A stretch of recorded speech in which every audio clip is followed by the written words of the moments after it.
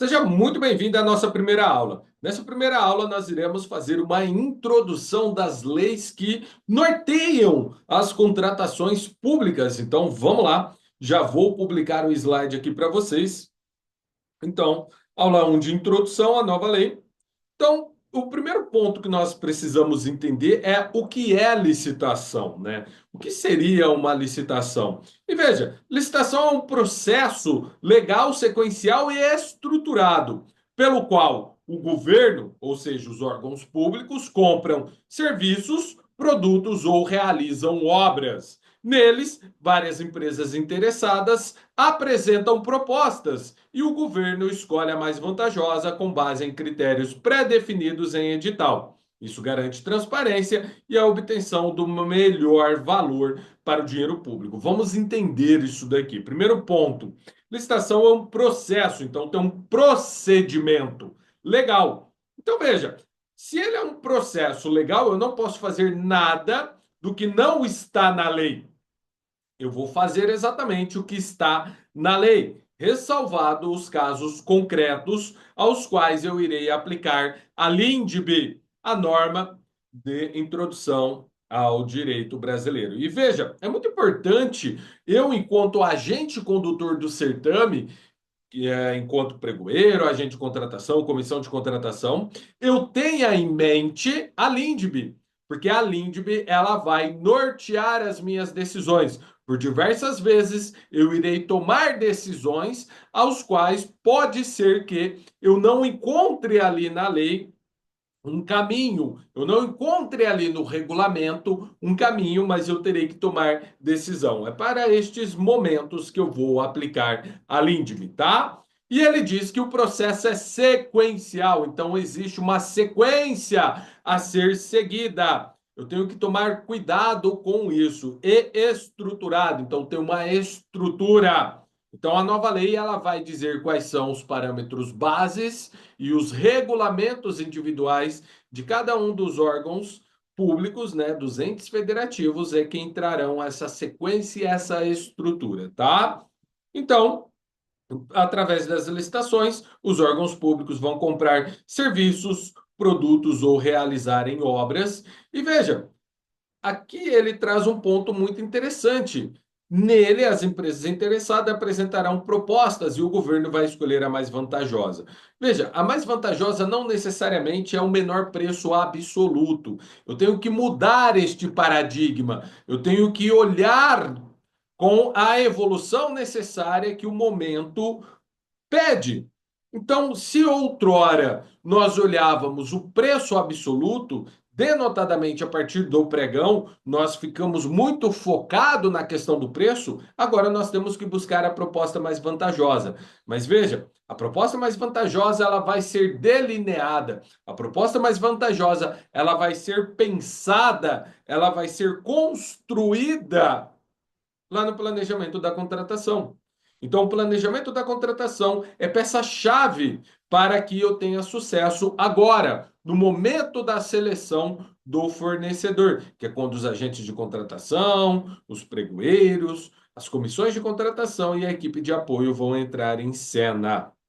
Tá? Então, essa questão da proposta mais vantajosa, ela é construída no planejamento da contratação. O estudo técnico preliminar é o artefato de planejamento que vai me trazer essa proposta mais vantajosa. E essa proposta mais vantajosa, ela deve estar de acordo e alinhada com o planejamento estratégico do órgão ou entidade. Esse planejamento estratégico, ele pode ser materializado no meu plano anual de contratações. Afinal de contas, lá no plano anual de contratações, eu vou levar em consideração o planejamento estratégico daquele órgão, aquela entidade. Eu vou demonstrar quais serão as contratações para poder realizar este planejamento estratégico. O estudo técnico preliminar ele vai trazer ali elementos de refino, nós vamos refinar esta solução, encontrando a melhor solução possível, que traz o melhor custo-benefício possível para aquele meu problema concreto. Então, a partir de agora, você deve fazer perguntas, tá? E as perguntas deverão ser feitas da seguinte forma: qual o meu problema? Qual o problema que eu tenho? Qual o problema que deve ser sanado? E aí o estudo técnico preliminar ele serve a isso. E também eu tenho que fazer gestão de riscos, porque todas as vezes que eu tenho um objetivo, eu tenho um risco. E essa frase não é minha, é do grande professor Paulo Alves, grande amigo e professor Paulo Alves, e também o grande amigo e professor Marcos Alcântara, que complementou esta frase. Então, onde há objetivos, há risco. Essa frase é do professor Paulo Alves, e o professor Marcos Alcântara complementou que nem sempre onde há risco, há uma ação a ser tomada ou há uma atitude a ser tomada. Sim, é verdade. Então, sim, eu vou encontrar a melhor solução lá no meu estudo técnico preliminar, dentro de um risco aceitável para a minha entidade, e por esse motivo eu faço gestão de riscos. E aí, a partir do momento que eu defini qual a melhor solução dentro daquele risco aceitável, aí eu vou para o meu termo de referência, projeto básico, publico o meu edital a partir do momento que eu publico o meu edital, olha lá, ó, com escolha mais vantajosa com base em critérios pré-definidos. Esses critérios pré-definidos estarão no termo de referência ao projeto básico, que vem para detalhar a melhor solução encontrada no estudo técnico preliminar, que vem para detalhar a melhor solução dentro do risco aceitável que eu vou encontrar no meu mapa de risco, e se for o caso, matriz de alocação de risco. Lembrando que dentro da lei, da nova lei, matriz de alocação de risco é cláusula contratual definidora do equilíbrio econômico-financeiro. Então, o que vai pré-definir, termo de referência, projeto básico e edital. Nós, enquanto agentes condutores do certame, nós iremos selecionar os fornecedores, levando em consideração todas essas informações que foram construídas na fase interna da contratação, no planejamento da contratação. E nós, enquanto agentes condutores, iremos agir, tomar decisões, julgar propostas e analisar documentos de habilitação que vêm nos critérios pré-estabelecidos no edital, no termo de referência ao projeto básico, que advém de um produto do planejamento da contratação. Então, veja que existe uma sequência e nós estamos entrando, enquanto agentes condutores do certame, na metade dessa sequência, ou seja, a seleção do fornecedor. Então, veja, nós falamos que existe uma base legal. E qual é essa base legal? A base legal vem desde a Constituição Federal, está lá no artigo 37, no inciso 21. E vamos fazer uma leitura atenta a esta base legal. Então, veja, ressalvando os casos estabelecidos em legislação, as obras, os serviços, as compras e alienações serão contratados mediante processo de licitação pública. Opa, vamos entender isso daqui. Veja, ressalvados casos especificados em legislação. Então não é nenhum crime fazer contratação direta, porque são os casos que são ressalvados na legislação específica. E qual é a nossa legislação específica? A Lei 14.133. Então, lá no artigo 72, ele vai trazer o procedimento, no 73, no 74 e no 75. Todos esses elementos compõem as contratações diretas. Então, sim, a contratação direta é tão legítima quanto uma licitação. Mas, óbvio, eu tenho que ter as atenções necessárias e seguir os requisitos basilares para ter segurança e garantir o quê? Igualdade de condição a todos os concorrentes. Isso está na Constituição. Igualdade de condição a todos os concorrentes. E eu traria aqui a equidade. Por exemplo, a Lei 123, ela traz equidade à nossa contratação. E veja, a Lei 123, a Lei Complementar 123, que vai tratar não só dos benefícios das empresas MEs, EPPs ou MEIs nas contratações, mas nós vamos nos ater a somente isso, porque é isso que nos interessa na nossa formação. A lei, a Lei 123 é uma forma de trazer equidade, de trazer igualdade para as empresas que são menores, que em tese teriam condições menos favoráveis do que empresas maiores a participar dessas licitações, ok? Então, sim, a Lei 123 é recepcionada dentro da Lei 14.133 e nós vamos utilizar no decorrer do curso, nós iremos tratar da Lei 123 também. E veja, com cláusulas que estabeleçam obrigação de pagamento. Então, sim, todos os editais têm que ter cláusulas que estabeleçam as obrigações de pagamento. Tem que tomar cuidado com isso. Mantidas as condições efetivas da proposta, trocando seis por meia dúzia.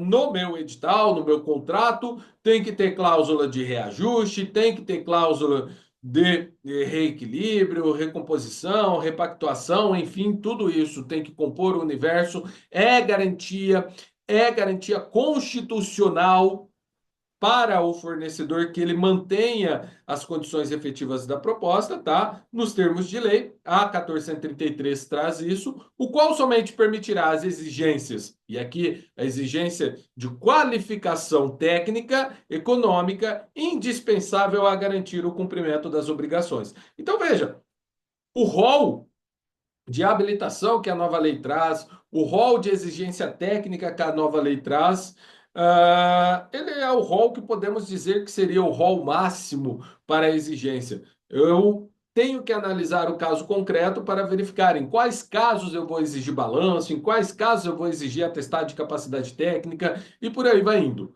Tá? Mas lembrando mais uma vez, tudo isso é trabalho do quê? Planejamento da contratação, porque isso já virá pronto no meu edital. E eu entro em cena enquanto pregoeiro, enquanto agente de contratação, enquanto comissão de contratação, depois que a fase interna já está pronta, no momento da publicidade do edital, ok?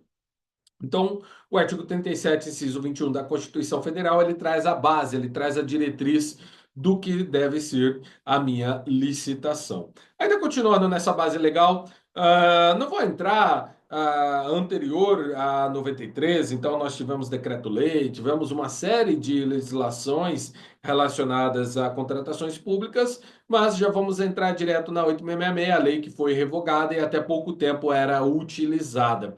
Então, nós tivemos a 8666, dentro da 8666 era a lei geral, nós tínhamos uma sistemática para a seleção do fornecedor, tá? Depois, em 2002, nós tivemos a Lei 10.520, que é a lei que instituiu o pregão. O pregão trouxe uma leveza, o pregão trouxe um frescor nas contratações públicas, e o destaque do pregão em comparação com a 8666 é em relação a inversão de fases à época. Então, primeiro abre-se a proposta e depois a habilitação.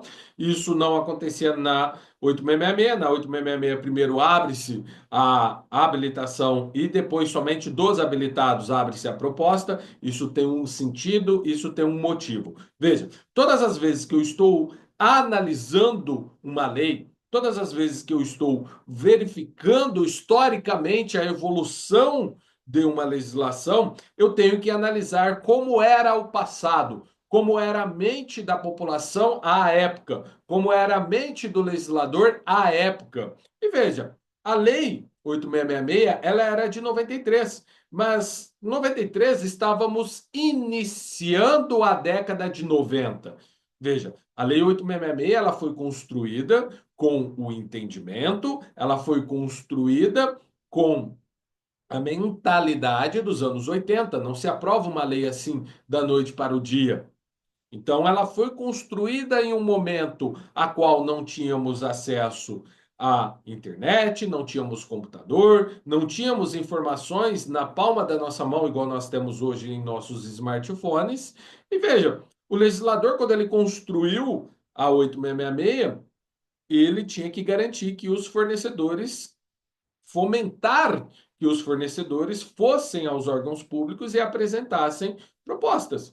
E veja, por qual motivo que eu, enquanto empresário, à época, claro, eu tenho que ter a mentalidade da época, lembra? Por qual motivo que eu, enquanto empresário, deveria apresentar uma proposta para um órgão público, sendo que todas as empresas que estão lá são meus concorrentes reais, afinal de contas, para participar da licitação, o fornecedor ele tem que ter o ramo de atividade pertinente ao objeto que está sendo contratado, então eles são fornecedores reais. Por qual motivo que eu vou abrir minha estratégia, vou abrir minha planilha, vou mostrar toda a minha estratégia para os meus concorrentes reais se eu não tenho reais condições de contratar?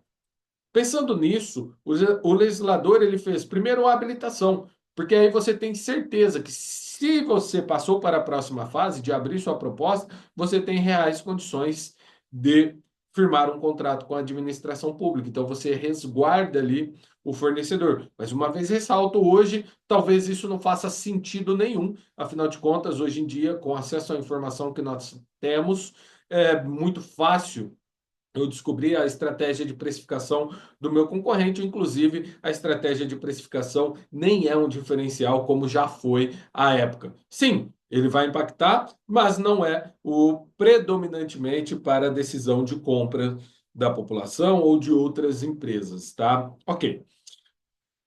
Veja que a Lei 10.520 nós já estávamos em 2002, mas ela veio um pouquinho antes com o Decreto 555 de 2000, e veja que ali nós já tínhamos a introdução dos primeiros computadores, as pontos .coms estavam bombando na Bolsa de Valores, nós tínhamos a internet estava começando a engatinhar.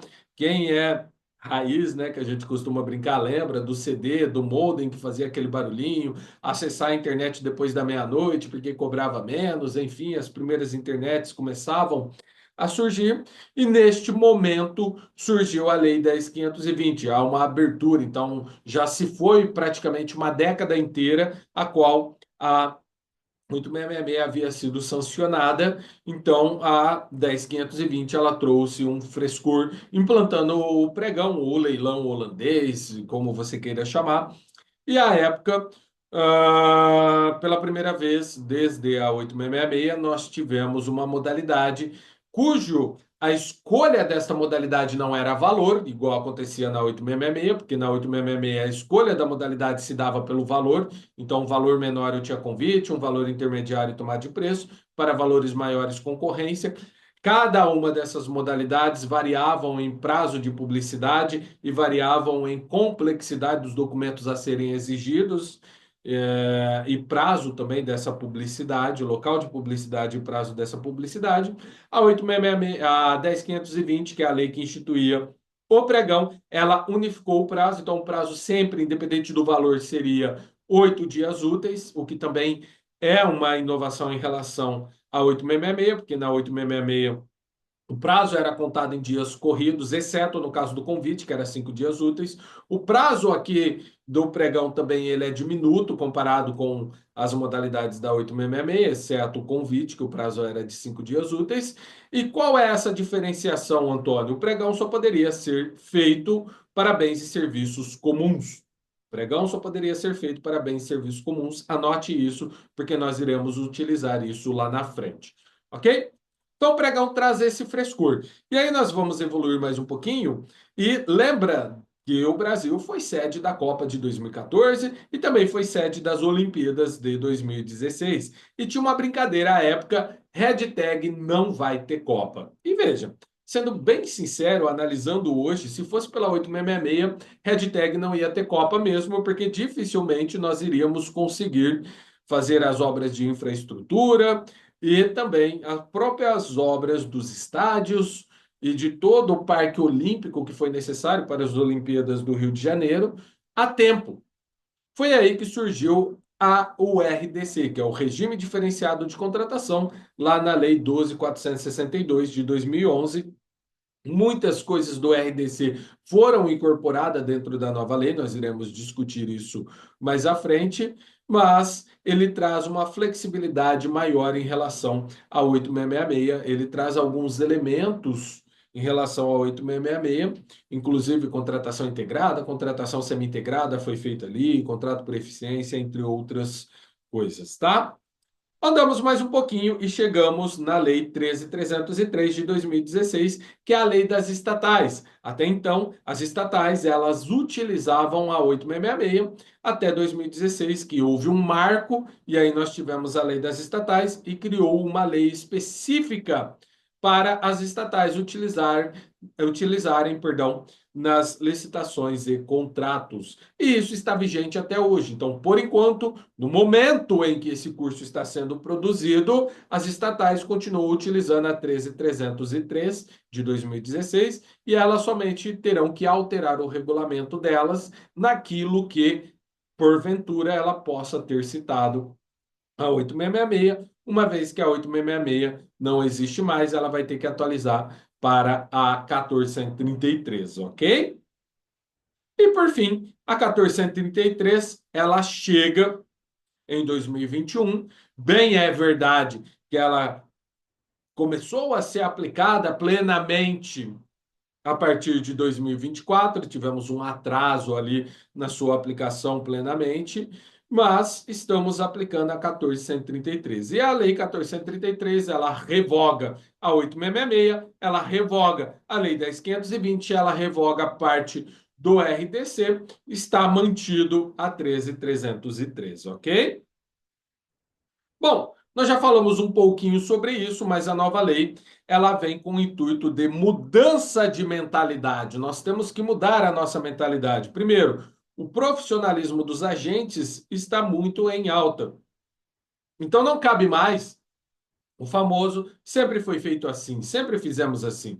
Então, cada vez mais, os órgãos de controle, a população e a própria lei exigem que os agentes que irão atuar com licitações e contratos deverão ser capacitados, deverão ter ações cada vez mais próximo do mercado privado. Então, sim, os agentes têm que se profissionalizar, têm que se capacitar. Por exemplo, esta capacitação, esta formação é um dos elementos que estão inseridos na profissionalização dos agentes. Reduzir essa assimetria informacional entre os agentes que atuam com licitações e contratos e a realidade do mercado e a legislação.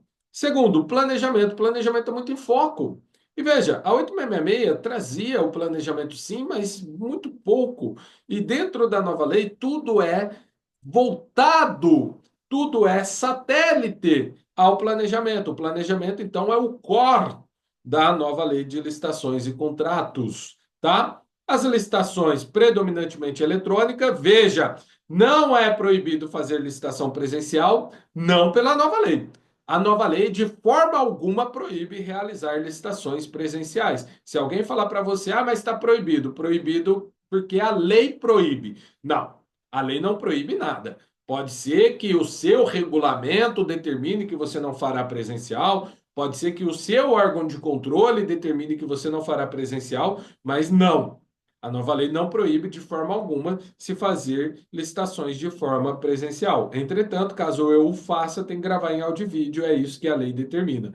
Mas, como o professor Renato Fenelli já dizia, lá no decreto 10.024, tá? Que regulamentava o pregão na forma eletrônica, ainda da 10.520, está sendo desidratadas as licitações presenciais, tá? Então, isso sim é verdade, está sendo desidratadas as licitações presenciais, mas sim pode ser feito desde que justificado, desde que motivado, desde que grave em áudio e vídeo a sessão pública, na maioria dos casos, porque eu disse maioria, porque há quem entenda que município até 20 mil habitantes, caso o faça as licitações presenciais, não deveria gravar em áudio e vídeo. O que eu sempre recomendo o seu regulamento é quem tem que determinar isso, como será feito isso, ok? Gestão de risco, nós já falamos, tem que ser feito, né? Não só a gestão de risco da contratação específica, né? Mas como a gestão de risco de todo o macro processo, com uma visão holística de toda a organização. Aí nós estamos falando de governança, aí nós estamos falando da linha de defesa, enfim, apetite ao risco e por aí vai indo, tá?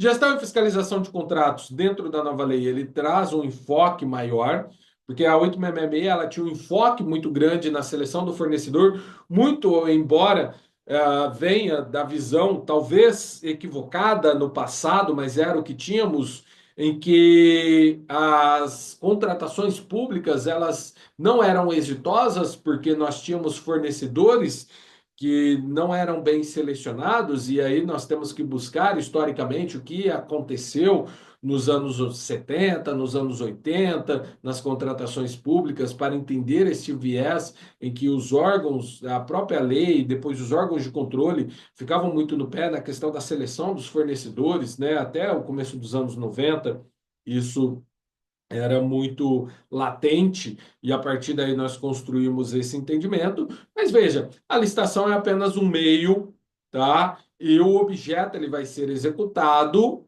lá gerenciamento e fiscalização de contratos. E muitos objetos têm problema exatamente aqui, tá? Vou citar aqui nessa passagem de muitos anos enquanto pregoeiro, uma vez ouvi de um fornecedor que licitação é como se fosse o vestibular, difícil era passar. Depois que ele já tinha o contrato, ele ia empurrando com a barriga, fazendo uma analogia aos estudantes que o difícil é passar no vestibular, depois que a gente entrou, a gente vai empurrando, ver quantas DP a gente consegue pegar até concluir esse curso. Tão importante é a figura do gestor fiscal e, em alguns casos, não generalizando, era negligenciada nos órgãos públicos, tá? Um outro ponto é que os crimes de licitação hoje estão dentro do Código Penal, então não tem mais o troca por serviço comunitário, pagamento de multa, enfim, vai começar já, pelo menos no semiaberto. Cuidado, tá? Cuidado. Os crimes de licitação estão no Código Penal, ok? E esse é o encerramento da nossa primeira aula de introdução. Na próxima aula, nós já vamos entrar efetivamente nas modalidades e continuaremos o nosso curso. Então é isso, pessoal. Encontro você na próxima aula. Um grande abraço e até mais.